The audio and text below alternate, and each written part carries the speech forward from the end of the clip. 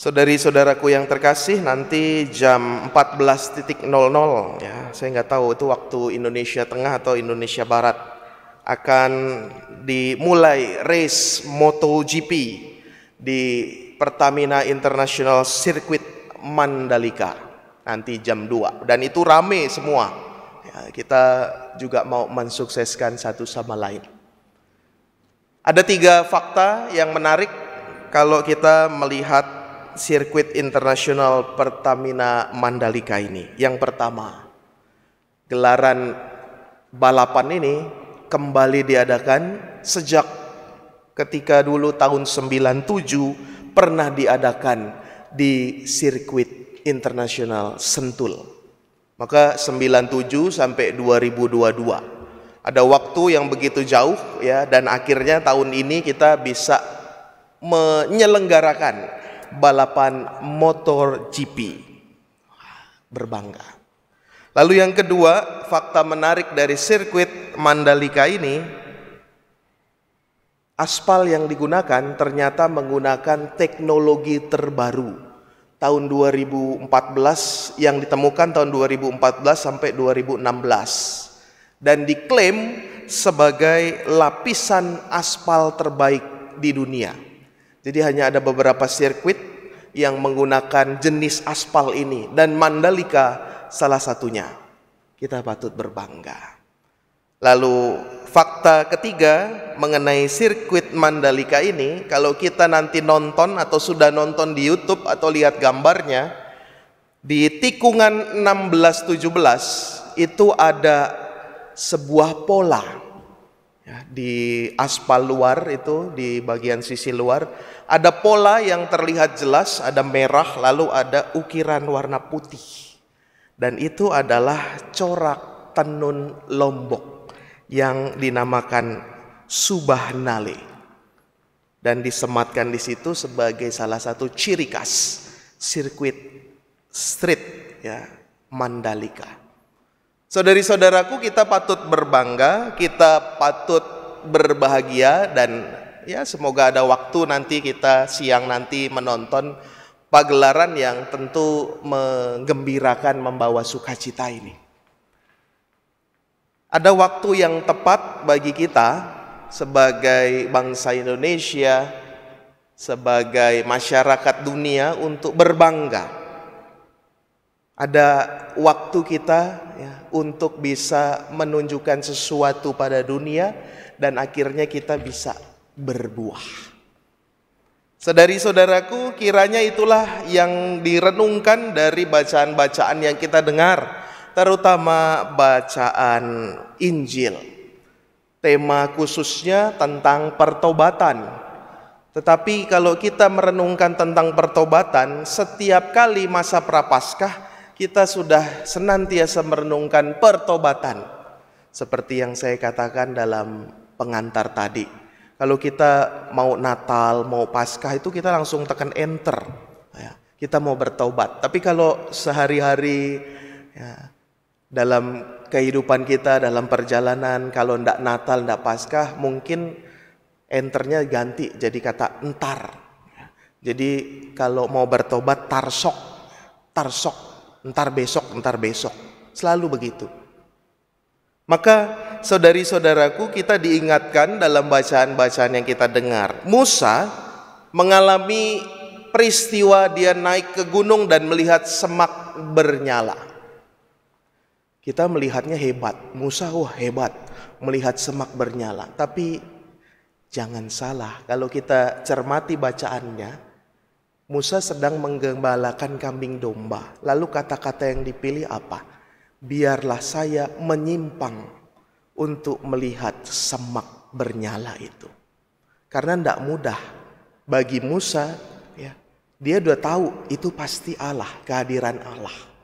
Dia orang berdosa, dia orang yang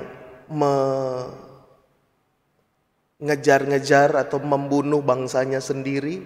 Kita ingat waktu dia di Mesir, tetapi dia dengan keberanian penuh menghampiri Allah di dalam wujud semak bernyala itu. Itu salah satu contoh pertobatan. kita mau menghampiri Allah dalam segala situasi apapun.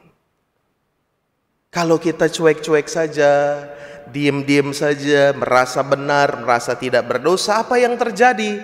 Bacaan kedua dan bacaan bagian pertama dalam Injil. Kalau kamu tidak bertobat, maka kamu akan binasa. Saudari-saudaraku, bertobat itu bukan hanya sekali saja. Ya, saya bertobat. Lalu kita dikenal orang sebagai orang yang bertobat. Enggak. Pertobatan itu senantiasa mau menunjukkan kesetiaan kita untuk ikut kebenaran Allah sampai akhir hayat. Jadi kalau bertobat, oke, bertobat itu berbalik. Yang tadinya menjauh dari Tuhan berbalik kepada Tuhan. Tetapi pertobatan tidak berhenti sampai di situ. Yang tadinya sudah berbalik, yuk kita mau jalan ke arah Tuhan sampai akhir hayat.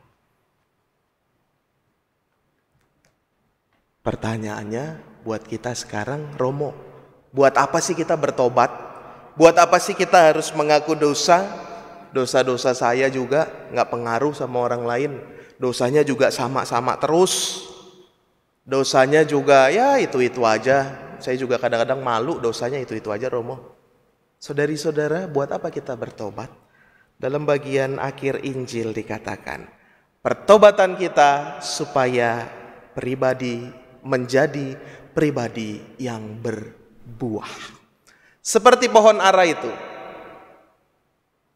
Tuhan datang lihat, oh pohon aranya gak berbuah, udah 3 tahun nih gak berbuah-buah. Udah tebang aja. Artinya apa? Udah binasakan aja, udah matiin aja. Tapi kalau berbuah, maka ketika datang ke kebun anggur itu, Tuhan itu senang gitu. Wah, pohon aranya berbuah, dinikmati enak.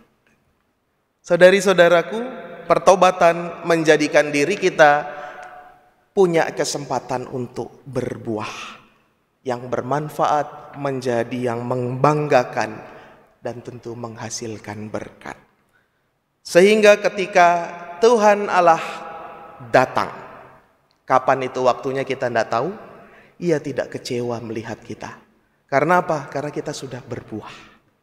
Dan ketika buah itu dinikmati, segar, enak, bermanfaat, menyehatkan, maka kita sama-sama diajak untuk masuk ke dalam rumah Allah. Ada lagu yang bagus yang saya dengarkan semalam. Saya kira ini menjadi cara Tuhan buat kita semua masing-masing punya jalannya untuk bertobat. Kau selalu punya cara untuk menolongku. Kau selalu punya jalan keajaibanmu. Kau dahsyat dalam segala perbuatanmu. Dan ku tenang di dalam caramu. Tuhan punya cara untuk senantiasa menolong kita melakukan pertobatan sekarang. Karena apa? Selalu ada kesempatan untuk berubah dan berbuah. Semoga kita menjadi pribadi yang bertobat, yang berubah. Kalau tadinya pohon itu nggak dirawat, ya dirawat, dicangkul sekelilingnya, diberi pupuk, jangan diberi oli bekas. Karena kalau diberi oli bekas lama-kelamaan akan mati. Tetapi diberi pupuk, disirami, dicangkul, dipangkas supaya berbuah. Kesempatan selalu ada, tetapi kadangkala kita tak mampu melihatnya. Kita mohon berkat Tuhan supaya Ia menguatkan dan membuka mata kita pada kesempatan untuk bertobat, berubah dan berbuah. Mari kita tanggapi sabda Tuhan dengan memperbaharui iman kepercayaan.